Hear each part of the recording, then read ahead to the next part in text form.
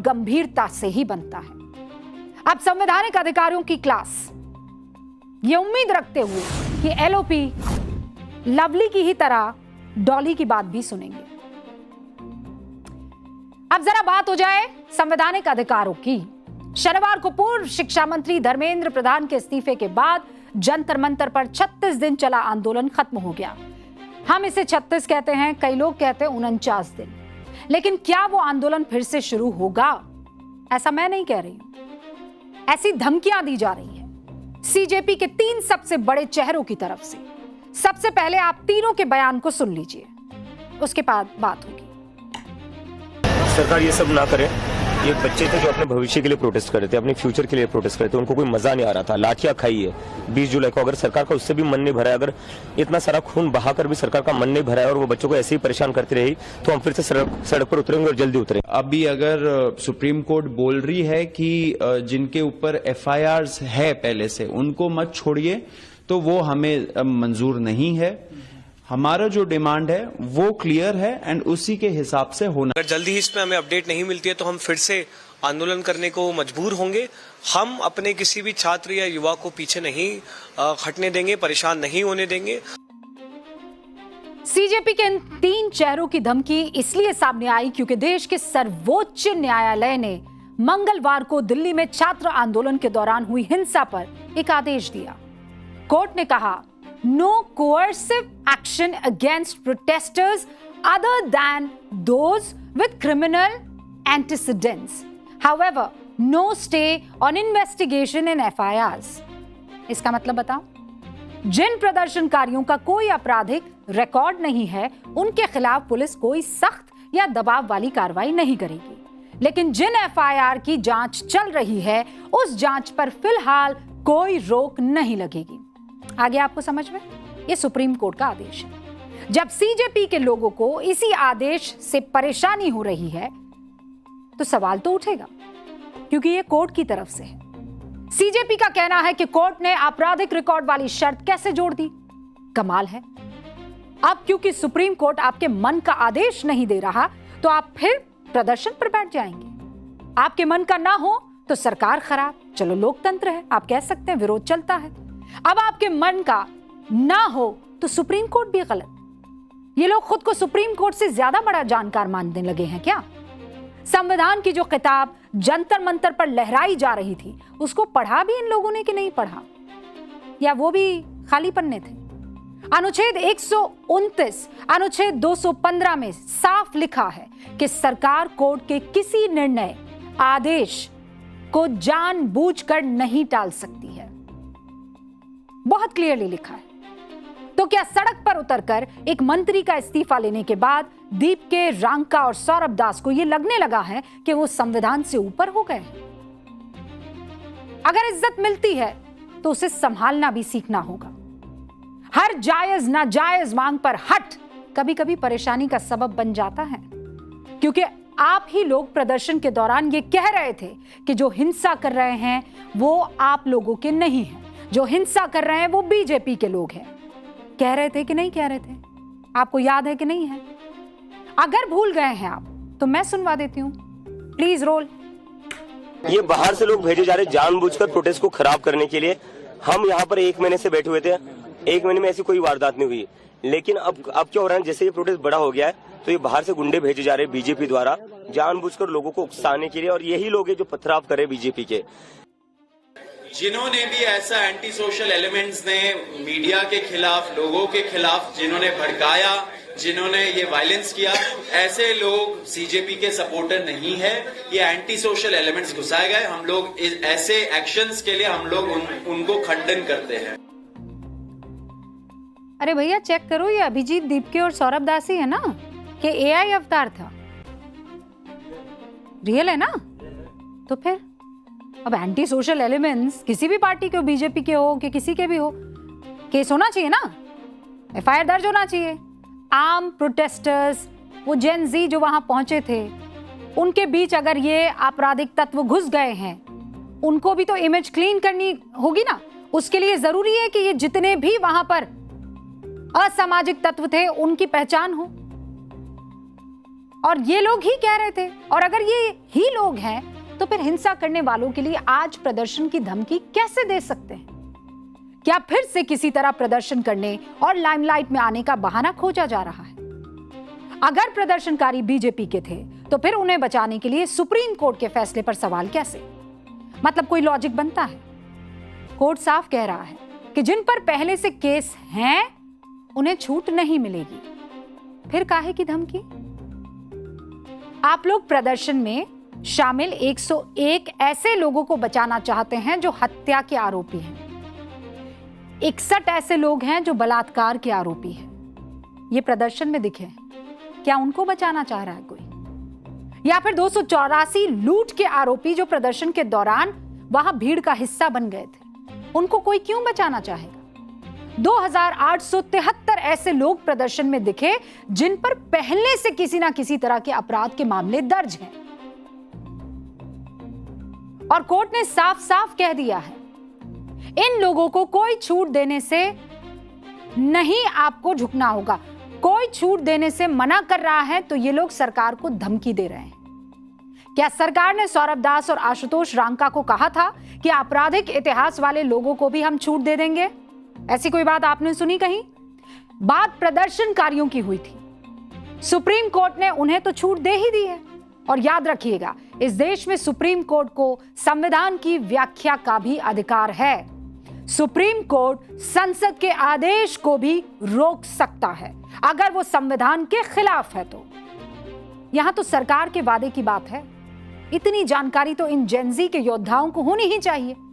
नहीं याद है तो आपको एक किस्सा बता देती हूं। संविधान में एक अनुच्छेद बहुत खास है, बताऊं कौन सा? अनुच्छेद 32, जो सुप्रीम कोर्ट को मौलिक अधिकारों का पहरेदार बनाता है। इसी अनुच्छेद 32 पर जब 9 दिसंबर 1948 को भारत की संविधान सभा में बहस हो रही थी तो बाबा साहेब अंबेडकर बोलने के लिए खड़े हुए। उन्होंने कहा, यदि मुझसे पूछा जाए कि इस संविधान का सबसे महत्वपूर्ण अनुच्छेद कौन सा है, ऐसा अनुच्छेद जिसके बिना यह संविधान अर्थहीन हो जाएगा, तो मैं किसी और अनुच्छेद का नाम नहीं लूंगा।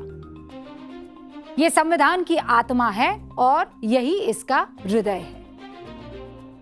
और वो था 32 नंबर। कहने का मतलब यह है कि हमारे संविधान ने इस बात के पुख्ता इंतजाम किए हुए हैं कि सुप्रीम कोर्ट किसी भी मौलिक अधिकार का हनन नहीं होने देगा।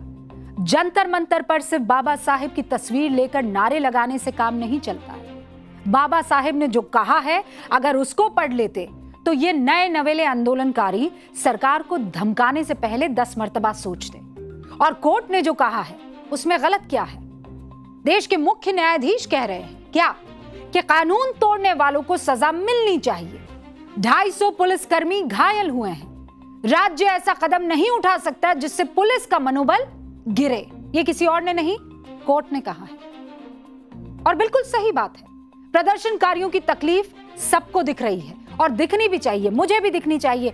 मैं आंख बंद नहीं कर सकती जेनजी की मांगों को लेकर, इन प्रदर्शन को लेकर नहीं आंख बंद कर सकती और नहीं करूंगी। लेकिन पुलिस कर्मियों की तकलीफ, क्या उस पर आंख बंद कर दूं? उस तकलीफ को कौन देखेगा? संसद के बाहर, जंतर मंतर के बाहर जो पुलिसकर्मी तैनात थे वो कानून व्यवस्था के लिए थे ना। उन पर हमला करने वाले क्या सोचते हैं? वो प्रदर्शन की आड़ में बचकर निकल जाएंगे? जिन पुलिसकर्मियों ने आक्रामक रुख अपनाया, जिन्होंने पैलेट गन चलाई, उन पर कोई नरम रवैया नहीं अपना रहा और ना अपनाना चाहिए। राइट?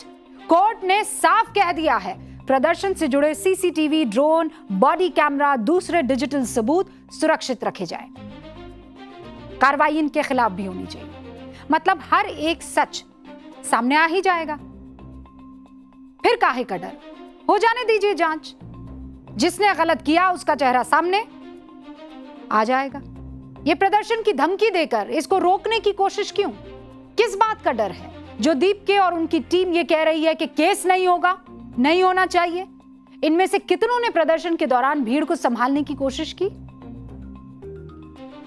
कोई एक चेहरा आपको दिखाई दे रहा है? सौरभ दास, वो रांका, वो दूसरा कौन है वो जो बर्गर खाने पहुंच गया था, दहिया, ये कोई भी दिखा आपको जो भीड़ को संभालने की कोशिश कर रहा हो, या किसी ट्रक पर खड़ा होकर ये कह रहा हो कि शांत, सब एक जगह बैठ जाओ, मैं यहां हूं। वो दीपके का एक बयान जरूर आया था, अरे मत करो मत करो मत करो, और उसके बाद पुलिस नीचे बुला रही है तो भैया ट्रक के दूसरी तरफ जा रहे हैं। इन तीनों को किसी और से नहीं, सांसद चंद्रशेखर आजाद से सीख लेना चाहिए। ये आप तस्वीर देख रहे हैं, ये चंद्रशेखर आजाद है। ये भी अपने बहुत सारे छात्रों को साथ लेकर वहां पहुंचे थे, बहुत सारे प्रदर्शनकारियों को साथ लेकर पहुंचे थे, मंच पर दिखाई भी दे रहे थे। लेकिन जब हालात बेकाबू होते हुए दिखे तो पुलिस की जिप्सी के ऊपर खड़े होकर यह शख्स भीड़ को संभालने के लिए कोशिश कर रहा है, कह रहा है कि प्लीज बैठ जाओ, वरना स्थिति आउट ऑफ कंट्रोल होगी तो पुलिस को एक्शन लेना पड़ेगा। क्या वो सुना सकते हैं कुछ सेकंड के लिए हम? मैं कह रहा हूं बैठ जाओ। और देखिए वहां से लेकर एकदम जहां जहां कैमरा दिख रहा है आपको, वो पूरी की पूरी रोड प्रदर्शनकारियों से भरी हुई है, और कोशिश यही हो रही है कि किसी तरह लोगों को कह दिया जाए कि बैठ जाओ, वरना पुलिस को एक्शन लेना पड़ेगा। अब ऐसी तस्वीर कितने सीजेपी के नेताओं की तरफ से आई बताइए? भीड़ बुलाना एक बात है, भीड़ को संभालना दूसरी बात है। भारत के संविधान का सम्मान सबसे बड़ी बात है। राज्यसभा के पूर्व सांसद और सुप्रीम कोर्ट के वरिष्ठ वकील महेश जेठमलानी साहब जुड़ चुके हैं। बहुत बहुत स्वागत है आपका, आप कानून के बड़े जानकार हैं, गेस्ट फैकल्टी भी आज। पहला सवाल आपसे यह है कि मंगलवार को सुप्रीम कोर्ट ने सुनवाई के दौरान 5 निर्देश दिए, आपने वो 5 निर्देश देखे, आप उन निर्देशों को कैसे देखते हैं? सबसे पहले सुप्रीम कोर्ट और सरकार का दायरा जो है वो बिल्कुल डिस्टिंक्ट है, अलग है। सुप्रीम कोर्ट सरकार के कहने पे अपना काम नहीं करती, सुप्रीम कोर्ट कानून के मुताबिक अपना फैसला देती है। okay. तो अभी सेकंड दूसरी बात, हमें ये पता नहीं कि वास्तव में ऐसा समझौता हुआ है या नहीं, और फिर भी इस समझौता का ऐसे समझौता जो इनफॉर्मल, ज्यादा से ज्यादा इनफॉर्मल समझौता है, वो सुप्रीम कोर्ट पर बाइंडिंग नहीं है। नहीं, पर आप ये कह रहे हैं कि दोनों के बीच जो शर्त मानी गई है वो कोर्ट में स्टैंड नहीं करेगी, बाइंडिंग नहीं है। जो ये समझौता की बात किया जाता है, हाँ? सौरभ दास ने इसके बारे में इशारा दिया है, उसका क्या स्टैंडिंग है, उसका नेचर क्या है, उसका लीगली कानून के उसका क्या स्टैंडिंग है, तो वैल्यू क्या है उसका, और किसने कहा है? ये तो वन साइडेड अंडरस्टैंडिंग की बात कर रहे हैं। लेकिन ये कुछ राइटिंग में है, एक किसने ये अंडरस्टैंडिंग की है? नहीं, लेकिन आपने किसकी अथॉरिटी से ये हुआ है? अरे सर, लेकिन प्रेस कॉन्फ्रेंस हुई है ना, सरकार के 2 मंत्री, सीजेपी के 2 नेताओं ने मिलकर किया है, और ये भी कहा है कि पीसफुल प्रोटेस्टर्स के खिलाफ कार्रवाई नहीं होगी। वो तस्वीर देखी, कोई अनाउंसमेंट तो थोड़ी अनाउंस किया गया, सरकार की तरफ से तो कुछ अनाउंसमेंट थोड़ी हुआ है कि हम फलाना करेंगे और फलाना नहीं करेंगे। नहीं, पर प्रेस कॉन्फ्रेंस में साथ तो थे ना दोनों, जेपी नड्डा और जितेंद्र सिंह। पीसफुल प्रोटेस्टर्स के खिलाफ तो कार्रवाई होगी नहीं। हाँ, नहीं सर, क्या सरकार को केस वापस लेने से रोका जा सकता है? सुप्रीम कोर्ट ये कर सकता है? संविधान और कानून क्या कहता है इस पर? नहीं, संविधान और कानून की नजर में ऐसा कदम गलत होगा, क्योंकि जो एफआईआर दाखिल किए गए हैं उसको अंत तक ले जाना चाहिए, कंक्लूजन तक ले जाना चाहिए। यानी उसमें इन्वेस्टिगेशन और ट्रायल प्रोसीजर को आप अभी रोक नहीं सकते। नहीं, और अगर रोक दिया गया, केस वापस हो जाते हैं, तो उसके क्या माने होंगे? ये देश के कानून के साथ खिलवाड़ है सबसे पहले, और देश की सुरक्षा और आम नागरिक की सुरक्षा को ये धमकी देता है। it threatens that. It threatens the security and safety of citizens. No, but CJP तो ये बिल्कुल गलत है। नहीं, लेकिन सीजेपी के प्रवक्ता आशुतोष रांका कह रहे हैं कि केस वापस जल्दी नहीं होते हैं तो दोबारा धरने पर बैठेंगे, ऐसा आंदोलन करेंगे कि देश देखता रह जाएगा। इसे धमकी आप मान रहे हैं कि नहीं? वो तो अनप्रिडिक्टेबल है, वो तो कुछ भी कर सकते हैं, एनार्किक ऑर्गेनाइजेशन है।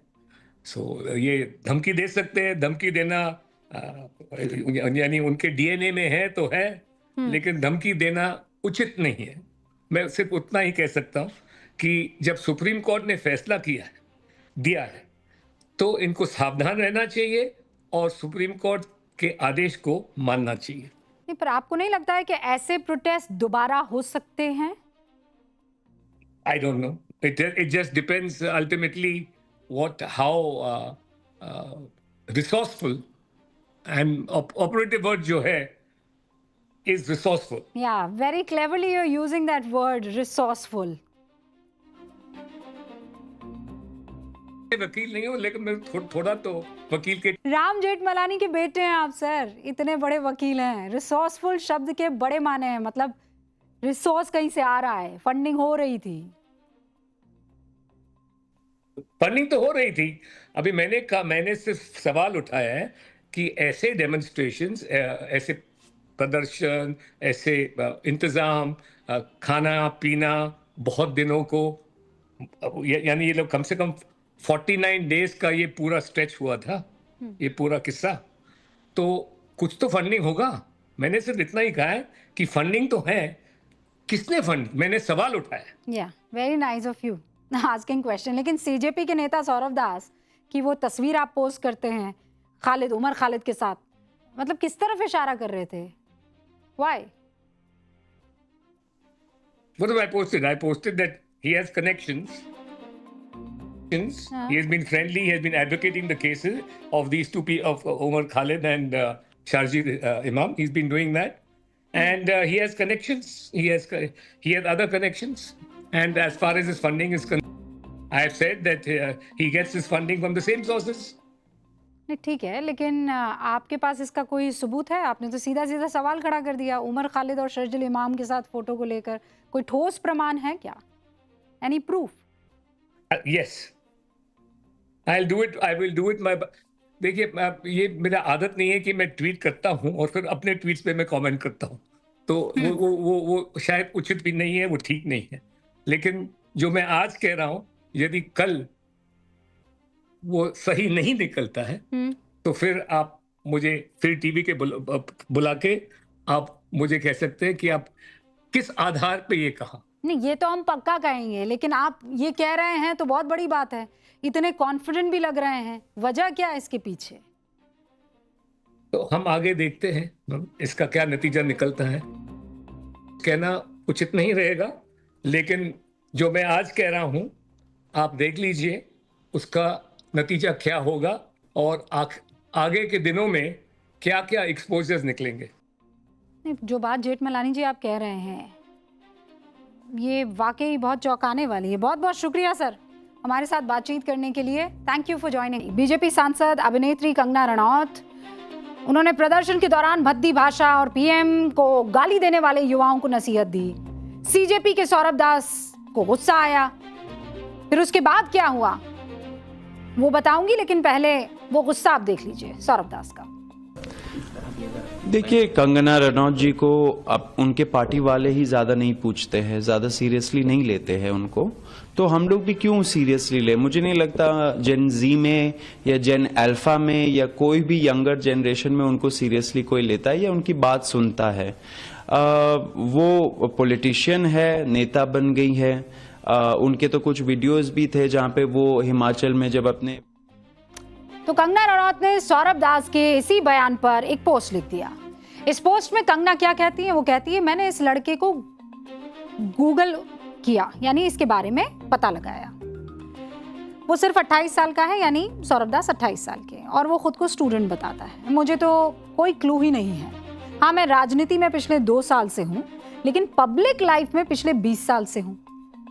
उसकी उम्र में मेरे पास पहले से ही 2 नेशनल अवार्ड्स थे 28 साल की जब वो थी। नए सांसद के रूप में मुझे सब कुछ ओवरवेलमिंग लग रहा था। इतना काम था क्योंकि मैं एक फिल्म मेकर भी हूँ, परफॉर्मिंग आर्टिस्ट भी हूँ, प्रोड्यूसर भी हूँ, स्क्रीन राइटर भी हूँ, एंटरप्रेन्योर भी हूँ। लेकिन उसके जैसा कोई एक भी व्यक्ति जो बिल्कुल बेकार और बेरोजगार है, वो कभी भी समझ नहीं पाएगा कि मैसिव डिमांड में रहना क्या होता है, हर उम्र में, हर समय इस तरीके से। डियर सौरभ, तुम्हारी प्रॉब्लम पर्सनल है, तुम स्टूडेंट नहीं हो, तुम बिल्कुल बेकार हो, चलो सीखना शुरू करते हैं कुछ स्किल्स। और ये अच्छी शुरुआत हुई। कंगना ने अपने पोस्ट के जरिए आड़े हाथों लिया सौरभ दास को। Kangana Ranaut screen play writer भी हैं, शब्दों का इस्तेमाल बेहतर जानती हैं, लेकिन इस देश के नए नवेले प्रदर्शनकारियों को शब्दों का इस्तेमाल शायद उतना बेहतर नहीं आया, खासकर वो लोग जो लगातार गालियां दे रहे थे और गालियों की जगह उनके पास कुछ भी नहीं था अलावा गाली देने के, और वो इस तरीके की अब्यूजिव लैंग्वेज थी जो किसी भी सभ्य समाज का हिस्सा नहीं हो सकती। और जिस तरीके की गालियां दी गई, शब्दों का इस्तेमाल किया गया, आखिर में जिन जिन ने इसका प्रयोग किया था उन्हें शर्मसार होना पड़ा, और मां बाप को भी। लेकिन भीड़ के बीच जब उन्हें तालियां मिल रही थी तो वो ये सब देख ही नहीं पाए। बाद में बहुत तकलीफ पहुंची। भीड़ के उत्साह में जब प्रदर्शनकारी भूल जाते हैं कि पुलिस पर हमला असंवैधानिक है, बाद में कानूनी रास्ता परेशानी का सबब बनेगा, ये वो उस वक्त सोचते ही नहीं। और जो नए नए विजेता बने हैं वो देश के संवैधानिक रास्तों को बदल नहीं सकते। संविधान अपना काम करता है, और इसीलिए जब ये तमाम लोग, और उनमें से कुछ तो ऐसे हैं जो कानून को बहुत अच्छे से पढ़ते और कवर करते रहे, वो ये कहते हैं कि नहीं, सरकार ने हमसे वादा किया है, पर सरकार थोड़ी सुप्रीम कोर्ट को कुछ कह सकती। अब आगे बढ़ रहे हैं पाठशाला में। प्लास्टिक के नए नोट वाला चैप्टर आपके सामने रख रही। अब तक आपने सुना होगा हीरा है सदा के लिए, लेकिन अब